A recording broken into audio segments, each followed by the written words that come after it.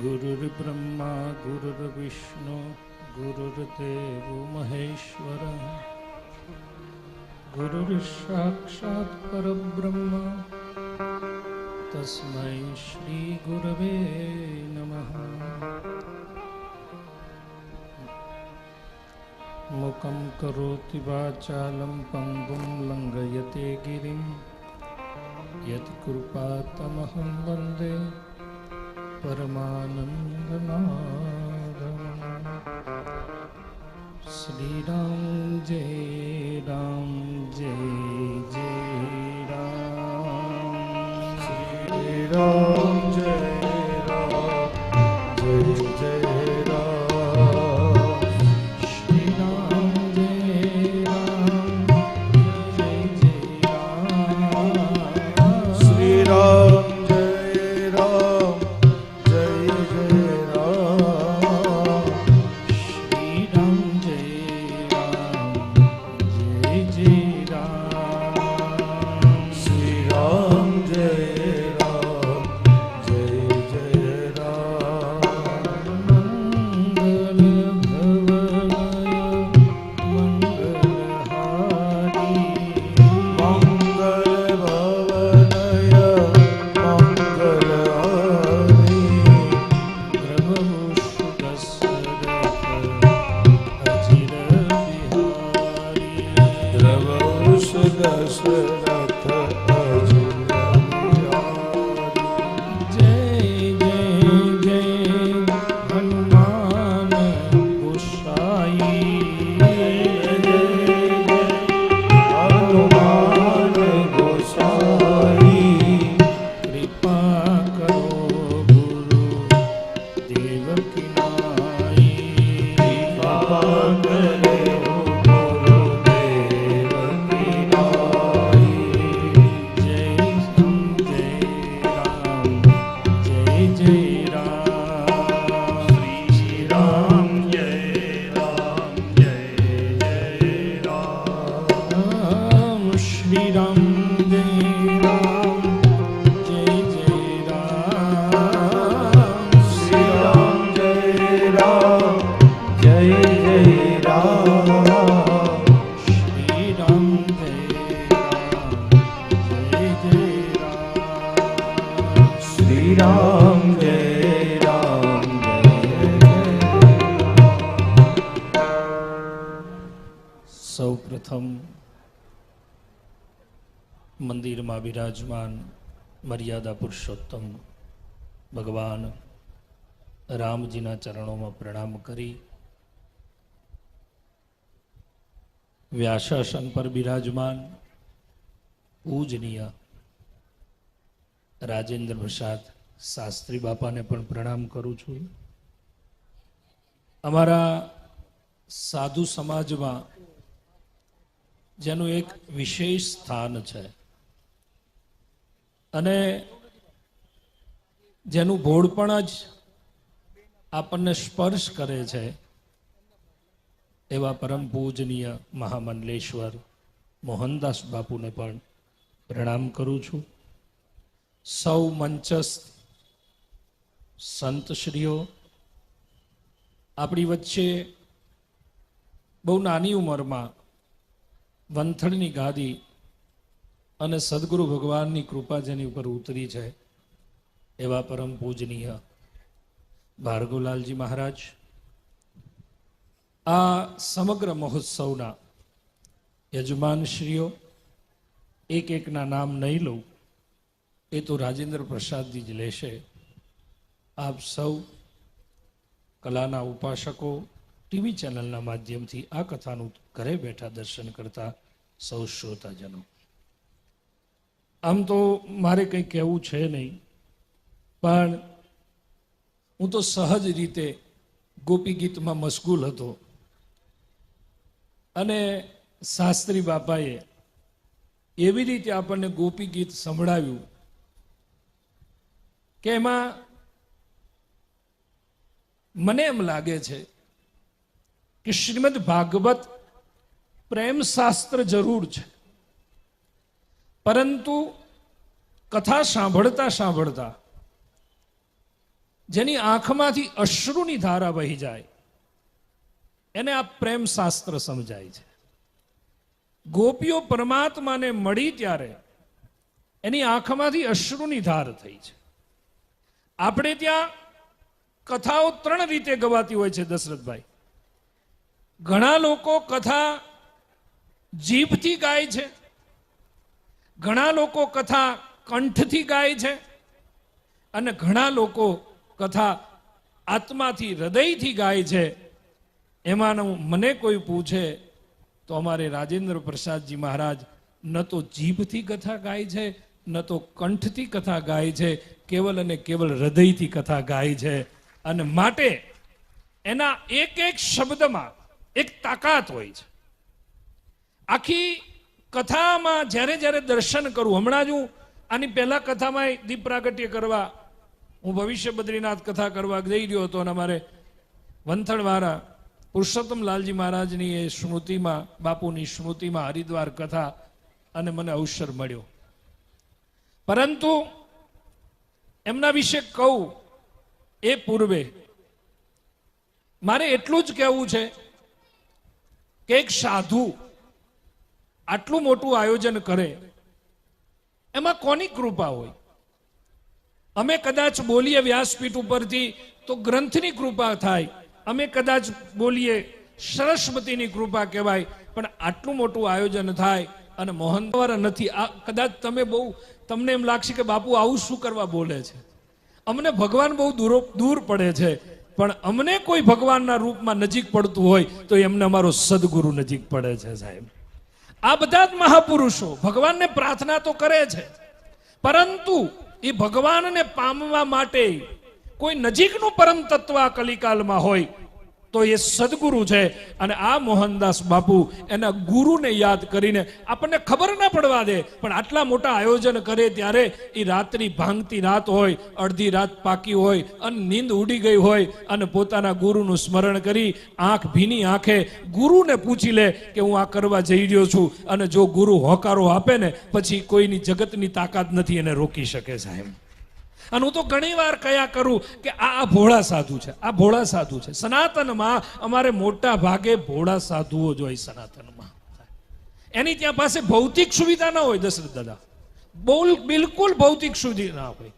આવે તોય સરળ રીતે આવે, બેહે તોય સરળ રીતે, કોઈ આડંબર નહીં, કોઈ પાખંડ નહીં, કોઈ બોલે તોય સહજ રીતે બોલે. અને હું તો ઘણી વાર કયા કરું કે આ મોહનદાસ બાપુ છે ને આપણને અમદાવાદને આમ કહેવાય ને સરળ સાધુ તો મળ્યા છે, પણ સાવ મફતમાં સાધુ મળ્યા છે સાહેબ, સાવ મફત. એટલે એના સેવક સમુદાય રમેશભાઈ સાધુ આપણને સાચવે છે, પણ એક વસ્તુ યાદ રાખજો, આપણી પણ ફરજ બને છે કે આ સાધુને બધું આ કરવાની ક્યાં જરૂર છે? કોના માટે મંદિરો ઊભા કરે, કોના માટે ગૌશાળો ઊભા કરે, કોના માટે હોસ્પિટલો ચલાવે છે, કોના માટે અન્નક્ષેત્ર ચલાવે છે? એને તો રોટી એક, અને એ રોટી ખાય તો ખાય, નકર ન ખાય, પણ એના ગુરુની આજ્ઞા હોય, અને ગુરુ આજ્ઞાથી એ સનાતની સાધુ આખા સમાજનું વિચારે, પોતાના સેવક સમુદાયનું વિચારે, અને ત્યારે આટલા મોટા આયોજનો થતા હોય છે. છેલ્લા 10 વર્ષમાં મોહનદાસ બાપુએ કેટલી મોટી ક્રાંતિ કરી છે, કેટલી મોટા આયોજનો કર્યા છે, કેટલા મોટી કથાઓ કરાવી છે. હું ના બોલું ત્યાં સુધી બધા જ મોટી મોટી કથાઓ એમને કરાવી છે. પરંતુ એ સહજ સાધુ છે, અને સહજ સાધુના ચરણમાં બેસવાથી હું ઘણી વાર કયા કરું કે જીવનમાં ગમે ત્યારે દુઃખ આવે તો તમે મસ્તક પરમાત્માને ઝુકાવજો, પણ એનો પ્રશ્નનો ઉત્તર તમારે જવાબ જોતો હોય તો આવા સાધુના ચરણમાં જઈને માથું ઝુકાવી દેજો, તમને એનો ઉત્તર મળશે સાહેબ. દશરથજી એનો સાક્ષી છે કે 3 રાણીઓ હોવા છતાંય એના ઘરે સંતાન નથી, અને દશરથજી પછી કોઈના પાસે ન ગયા, ગુરુ ગૃહ ગયે તુરત મહીપાલા, ચરણ લાગી કરી બિનય વિશાલા. પોતાના ગુરુના ચરણમાં મસ્તક ઝુકાવી દીધું, અને ગુરુજીને કહ્યું કે ગુરુજી મારે એક તકલીફ છે. ત્યાં તો ગુરુજી સામેથી કહી દીધું વશિષ્ઠ મહારાજે કે તમારી તકલીફને હું જાણી ગયો છું, તમારે બોલવાની જરૂર નથી, તમારે ત્યાં 4 દીકરાનો જન્મ થશે. આ ગુરુ તત્વ છે, યાદ રાખજો. સામે બોલવાથી જ નથી દીધા સાહેબ. પણ આવા સનાતની સાધુ સનાતનના રૂડા કામ કરે, આટલા સહજ સાધુ આપ બધા જાણતા હશો સાહેબ. બાકી તો સાધુના વેશ હોય છે. સાધુના આડંબરો હોય છે, સાધુના પણ મોટા મોટા આમ કહેવાય કે આમ ફંક્શનો હોય છે, પણ આ એવા સાધુ છે કે ઝોપડીમાં બેસાડીને રોટલો આપો તો એ ખાઈ લે છે, અને સોફામાં બેસાડીને આપો તો એ રોટલો ખાઈ લે છે, અને ગમે ત્યાં સહજ રીતે કામ કરે. અમારા સાધુ સમાજમાં ગમે એ કામ હોય એટલે મોહનદાસ બાપુ આવે, એને માઇક આપો એટલે કાંઈ નહીં, સહજ રીતે વચનો આપી દે. મને જ્યારે જ્યારે આવા સાધુ બોલતા હોય ત્યારે મને એમ લાગે કે આ મોહનદાસ બાપુ જેવા સંતો નથી બોલતા, સ્વયં દેવર્ષિ નારદ બોલી રહ્યા છે, સ્વયં વ્યાસ બોલી રહ્યા છે, સ્વયં સુખદેવજી બોલી રહ્યા છે. પણ મારે સહજ રીતે બાપુને આજ બાપુનો મળવાનું થયું ને બાપુનો 2 દિવસ પહેલા મને કે ક્યાં છો? મેં કીધું હું તો બહાર ગામ છું, બદ્રીનાથ છું, આવીશ એટલે બાપુ આપના ચરણમાં માથું ઝુકાવવા માટે આવીશ. અને બાપુ આપના વચન પ્રમાણે અમે આપના ત્યાં મસ્તક ઝુકાવવા માટે આવ્યા છીએ, વ્યાસપીઠને મસ્તક ઝુકાવવા માટે આવ્યા છીએ. પણ અહીંયા જેને જેને આ ધન આપ્યું છે, પોતાની લક્ષ્મી શુદ્ધ કરી છે, અને હજુ કહું છું કે આ એક રૂડો અવસર આવ્યો છે ત્યારે આ વિસ્તારને એક સનાતનનું મોડું ધામ મળ્યું છે. અને બહુ જવાબદારીપૂર્વક કહું, રામ મંદિર બંધાય એટલે અમે રાજી જ હોય સાહેબ, રામ બેસે એટલે. કારણ કે મને ખબર છે કે જ્યારે 500 વર્ષની કૌશિકભાઈ પ્રતીક્ષા હતી, અને જ્યારે એ ભણકારા વાગી રહ્યા હતા, અને એ મંદિરમાં જ્યારે રામ પ્રતિષ્ઠા થઈ ત્યારે હું મોહનદાસ બાપુ અંદર સાથે હતા. એ સમયે જ્યારે રામ મંદિરની પ્રતિષ્ઠા થઈ ત્યારે, અને બાપુને અમે 2 સાથે અંદર એ મંદિરમાં પરિસરમાં, અને એ સમયે અમે જે દ્રશ્ય જોયું અને એ જે આનંદ આવ્યો છે, એ સમયે અમને આનંદ આવ્યો હતો એટલો જ આજ આનંદ જ્યારે રામ મંદિરની પ્રતિષ્ઠા થઈ અને મોહનદાસ બાપુને આનંદ આવ્યો છે એટલો આત્મવિશ્વાસથી કહું, અહીંયા જ્યારે પ્રતિષ્ઠા થઈ હશે ને એનો 100 ગણો આનંદ આવ્યો છે સાહેબ. અને અયોધ્યાનો નાથ, અયોધ્યાના નાથ, ધજાવાળા અહીંયા આવીને બિરાજમાન થયા હશે ત્યારે વિશેષ મારી પ્રસન્નતા વ્યક્ત કરું. અને કંઈ ન કહેતા, વિશેષ કંઈ ન કહેતા, મને શાસ્ત્રીજીએ કીધું 5 મિનિટ બોલો, પણ અમારે વક્તાને કેવું હોય 5 મિનિટ તો ચાલે જ નહીં સાહેબ. હા, અમારે વક્તાને બાપુ કેવું હોય, માઇક હાથમાં આવે રામચંદ્રદાસ બાપુ એટલે 5 મિનિટ તો થાય નહીં. હા, એટલે કેમ 2 બહેનો ભેગા થાય ને કે 5 મિનિટ વાતો કરી લઈએ, પછી ખબર પડે 2 કલાક થઈ ગઈ સાહેબ. આ સહજ રીતે કહું, પણ આ કથામાંથી એક સાર લેજો કે આ કથામાંથી પ્રેમને શીખજો. સત્યની સ્થાપના થઈ છે, રામ સત્ય છે અને કૃષ્ણ પ્રેમ છે, અને મોહનદાસ બાપુએ મને તમને સત્ય અને પ્રેમ બંને અર્પણ કર્યું છે. ત્યારે જીવનમાં સત્યને પકડી રાખજો, સારું જોતા શીખજો, સારું બોલતા શીખજો, સારું વાંચતા શીખજો, સારું આપતા શીખજો સાહેબ. આ કથાઓ એ શીખવે છે. ઘરે ગયા પછી કોઈનામાં દોષ જોવો નહીં. આપણામાંથી દોષ વયો જાય ને તો સમજવાનું કે આપણી કથા પરિપૂર્ણ છે. કથા સુણી ભૂણ્યા કાન, અખો કહે તોય ન આવ્યું બ્રહ્મ જ્ઞાન. તો સારું જોતા બોલીએ, સારું શીખતા જોઈને આપણે સારું બોલીએ, એ વિશેષ આપણે કરીએ તો મને એમ લાગે છે કે આ કથાઓ સાર્થક થશે. અહીંયા આજે સવારે સંતસભા હતી, આપ બધા પાવન થઈ ગયા કે આટલા મોટા સંતોના દર્શન થયા. અમારે દિલીપદાસજી મહારાજથી લઈ એ તો બધા ત્રષ્ટિ મહાપુરુષો છે, પણ અહીંયા જેટલા પણ છે સેવાર્થીઓ, એક વસ્તુ કહી દઉં, અહીંયા અમે બધા આવીએ છીએ, આ બધા સંતો ભાવનગરથી દૂર દૂરથી જગતગુરુ શંકરાચાર્ય ભગવાન પધાર્યા. આ બધાના મૂળમાં એક વસ્તુ યાદ રાખજો કે અહીંયા કોઈ આવી ન શકે, અહીંયા કોઈને ટાઈમ હોતો નથી આવવાનો, પણ અહીંયા આવે છે રમેશભાઈનું એક જ કારણ છે, કેવલ અને કેવલ મોહનદાસ બાપુનું ભોળ પણ છે, અને એટલા માટે આવવાનું થાય છે. જગતગુરુ શંકરાચાર્ય ભગવાન પધારે ત્યારે સમજવાનું કે એના ભોળપણના કારણે આવ્યા છે. અહીંના બીજા જગતગુરુ પધારે ત્યારે સમજવાનું કે એના ભોળપણ, અને આ સાધુ ભોળા સાધુ છે. આ ભોળા સાધુનો આપ સમયસર તક લઈ લાભ લઈને અને એનો એ તક ન ચૂકી જાય એનું ખાસ ધ્યાન રાખજો. વિશેષ મારી પ્રસન્નતા, આપણી વચ્ચે ચૈતન્ય શંભુ મહારાજ પધારે છે, બાપજી સ્વાગત છે. તો મારી પ્રસન્નતા વ્યક્ત કરું છું. સમગ્ર આયોજન માટે મારી ખૂબ ખૂબ પ્રસન્નતા. આપ સૌને જોઉં છું. હમણાં આપ બધા રાસ રમતા હતા ત્યારે મને એમ લાગ્યું કે આ કલાક સારે તો ચાલુ, પણ આ બાપજીએ તો તરત પૂરું કરી દીધું. કાંતિ કાકા તરત જ પૂરું કરી દીધું. મને એમ હતું ચાલશે, પણ અહીંયા સૌ ટ્રસ્ટીઓ અને એમાંય વિશેષ કરીને અમારે કાંતિભાઈ રામ, એનો સહયોગ સતત. આ મંદિર નીતિનભાઈને યાદ કરું કે નીતિનભાઈનો પણ અહીંયા વિશેષ સહયોગ રહ્યો, ત્યારે ખૂબ ખૂબ મારી પ્રસન્નતા વ્યક્ત કરું. આપ આવતા રહેજો. હવે મંદિરનું નિર્માણ થયું કે પ્રાણ પ્રતિષ્ઠા થઈ, પણ બાપુ એટલું કહું કે વર્ષે 2 વર્ષે આવી રામકથાઓ થતી રહે, કૃષ્ણ કથાઓ થતી રહે, અને તમે બધા આનંદ કરતા રહો. હવે ઠાકોરજી તો મંદિરમાં બિરાજમાન છે જ, પણ આવા શાસ્ત્રી બાપાના મુખે એક સાંભળવી કથા એ પણ મોટો લાવો છે. એટલે ખૂબ સાંભળજો, કારણ કે અમારે ભાઈએ તો બહુ સરસ રાસ રમાયો અને રાસ બરાબર જામ્યો અને ત્યાં પેલા રાસમાં મોહન એટલે કે કૃષ્ણએ પ્રવેશ કર્યો અને આ મોહનદાસ બાપુએ પ્રવેશ કર્યો, એવું થયું હતું. અને એના કારણે આ કથા બાપજીએ રોકી વચ્ચેથી. પણ આજે લગ્ન છે, પણ આપણે ત્યાં ક્યાં આમથી ગુજરાતમાં લગ્નમાં કોઈ ટાઈમ હોતો જ નથી. આમથી ક્યાં જાણ ટાઈમસર કોઈ દી આવી છે કોઈ દી? એટલે આજ આવવાની નથી, એટલે કદાચ 7, 7:30 થાય તો વાંધો નથી. 8નો જ નિયમ છે અને સાંજે જ બધું થવાનું છે એવું મને કહે છે શાસ્ત્રી બાપા. એટલે બહુ ખૂબ આનંદ આવ્યો, આટલું સુંદર આયોજન. અને અહીંયા બધા જ ભગવાન પધાર્યા, સંતો મહાપુરુષો પધાર્યા. અને હજુ વિશેષતા એ કહું કે આવનારા સમયમાં 2-5 દિવસમાં કોઈ એવા મહાપુરુષ પણ પધારશે કે આપણો દર્શનનો કદાચ લાવો આપણને મળે, એવા મને એક સંકેતો કદાચ લાગી રહ્યા છે. એટલે વિશેષ પ્રસન્નતા વ્યક્ત કરું છું કે કદાચ આપણને સૌને એવા મહાપુરુષનો દર્શન પણ થાય અને એ દર્શનનો લાવો પણ વિશેષ હોય છે. ખૂબ ખૂબ મારી પ્રસન્નતા વ્યક્ત કરું. એક વસ્તુ છેલ્લે કહી દઉં કે આ દુનિયામાં બધું જ ભૂલાઈ જાય તો ભલે ભૂલાઈ જાય, પણ આવા ભોળા સાધુનો સહયોગ, ભોળા સાધુનો સાથ ક્યારેય ન ભૂલાય, એનું ખાસ ધ્યાન રાખજો.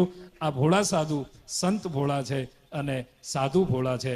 અને ભોળા સાધુએ આપણને રામ આપ્યા છે, કારણ કે રામ સત્ય છે, કૃષ્ણની કથા આપી છે, એ પ્રેમની કથા છે. એટલે વિશેષ મારી પ્રસન્નતા વ્યક્ત કરી, વ્યાસ ગાદીને પ્રણામ કરી, સૌ સંતોને મહાપુરુષોને પ્રણામ કરી આજ સહજ રીતે આવવાનું થયું.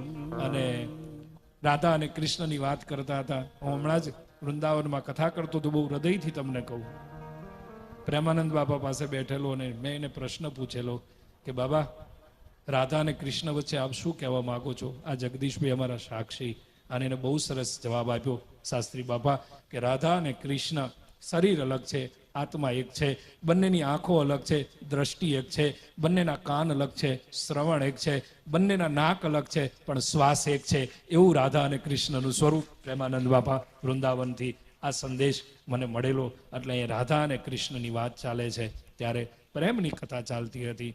એટલે એ પ્રેમની કથા આપણા ઘર સુધી પહોંચે એવી પ્રાર્થના સાથે સૌને પ્રણામ સાથે, મંચસ્થ મહાનુભાવોને પ્રણામ સાથે, સૌ જે આ મંદિરના અથવા તો આ મોટા કાર્યક્રમમાં મહોત્સવમાં જેને પણ પોતાની લક્ષ્મી શુદ્ધ કરી છે એને ભગવાન ખૂબ આપે, કારણ કે મોહન ક્યારેય ભાર રાખતો નથી, એ તમને ડબલ કરીને આપે છે.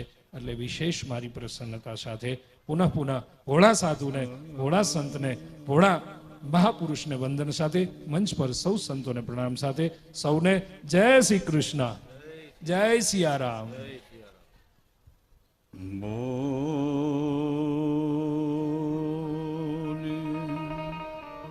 શ્રી વૃંદાવન